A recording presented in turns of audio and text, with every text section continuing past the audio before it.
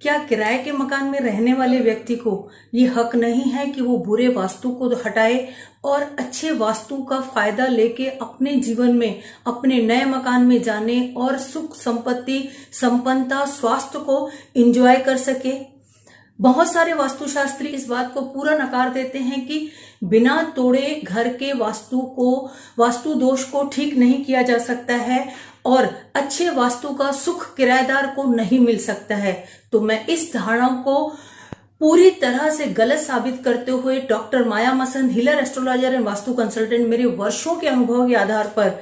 आपको कुछ ऐसे टिप्स दूंगी जिसको अगर आप फॉलो करते हैं तो यकीन मानिए आपके जीवन की सारी समस्याएं दूर हो जाएंगी उस किराए के मकान में रहते हुए, और सिंगल पाई का भी आपको तुड़वाना नहीं पड़ेगा। इसके लिए आपको जो उपाय करने हैं उसे जरूर ध्यान से सुनिए और उसे करिए।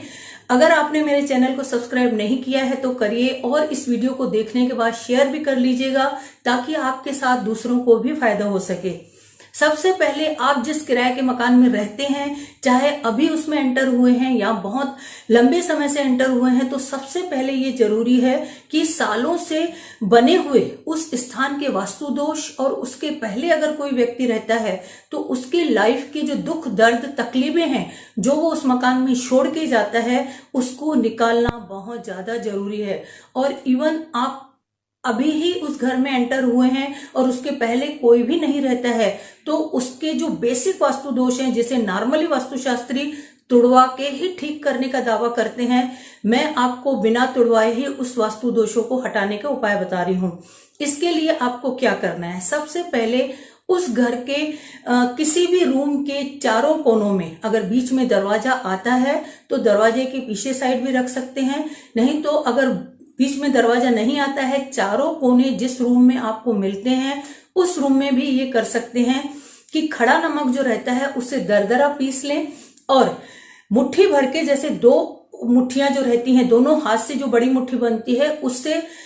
चारों कोनों में नमक को आप रख दीजिए जैसे आपने रखा दोपहर के बाद,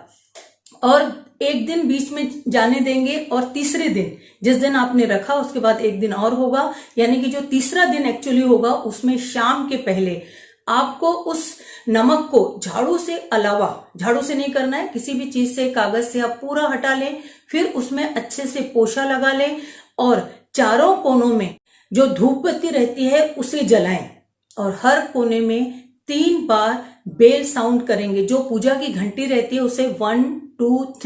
3 टाइम साउंड करेंगे और अपने पितरों से ये प्रार्थना करेंगे कि उस घर को आपको उतना ही अच्छी तरह से सुख दे जैसे आपका अपना मकान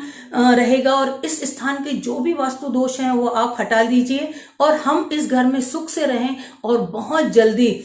एक नया मकान, अपना मकान बनाने का हमें आशीर्वाद भी दीजिए। ये उपाय आपको 3 महीने करना है। करना किस दिन है, किसी भी शनिवार को आप ये उपाय शुरू कर सकते हैं। शनिवार को रखेंगे, रविवार को छोड़ के सोमवार को इसे हटाएंगे। लगातार 3 महीने करेंगे, ये 3 दिन तो आपको बहुत ही अच्छा रिजल्ट मिलेगा और with in a short period 1 महीने के अंदर आपको महसूस हो जाएगा कि आपकी लाइफ में बहुत सारी समस्याओं का समाधान हो रहा है, और 90 डेज में तो यकीन मानिए आपको बहुत सारी समस्याओं का समाधान मिल जाएगा। उसके बाद आता है कि अगर आपके घर में किचन और टॉयलेट आमने सामने है जिसके कारण भी बहुत ज्यादा तकलीफें होती हैं लाइफ में, तो आप कोई भी विंड चाइम ले आइए, लकड़ी और मेटल की मिली हुई नहीं हो, कंबाइन नहीं हो, सिर्फ लकड़ी की हो या सिर्फ मेटल की हो। इसके ऊपर मेरा पूरा वीडियो बना हुआ है, आपसे जरूर देखें। उस दरवाजे, किचन के दरवाजे और टॉयलेट के दरवाजे के बीच में जो कुछ भी स्थान आपको मिले वहां आप उस विंड चाइम को हैंग कर दीजिए, या फिर कोई रियल पौधा आप रख सकते हैं, मेंटेन कर सकते हैं तो वो पौधा भी लगा दीजिए। उसके बाद आपके घर में जो पूर्व दिशा है उस दिशा में कभी भी कोई भी कबाड़ा या टूटी फूटी चीजें बिल्कुल भी नहीं रखिए, क्योंकि उससे पितृ दुखी होते हैं और आपके घर में जो छोटा वास्तु दोष है वो कई गुना बढ़ जाता है।